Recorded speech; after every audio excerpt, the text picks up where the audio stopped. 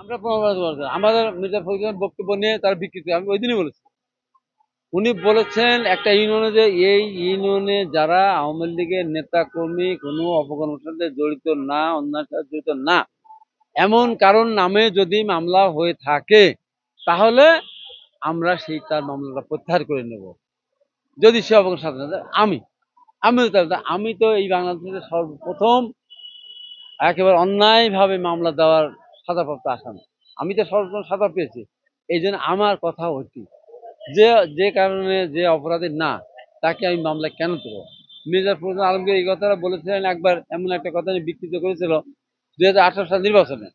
সেই নির্বাচন সকালবেলা ওনার কেন্দ্রে গিয়ে মানুষ ভোট দিচ্ছে, ওই ভোট রাত্রিবেলা কাটেনি। উনি বলেছেন এই কেন্দ্রে ভোট যদি যেমন হচ্ছে এমন হলে বিএনপি জিতবে। 10টার সময় গিয়ে আরেকটা কেন্দ্রে যখন গিয়ে ভোট কাটা হয়ে গেছে রাতের বেলায়, তখন উনি বলেছেন যে না, ভোট সব কেটে করে নিয়ে গেছে। ওইটা আর প্রচারণে আসলো না।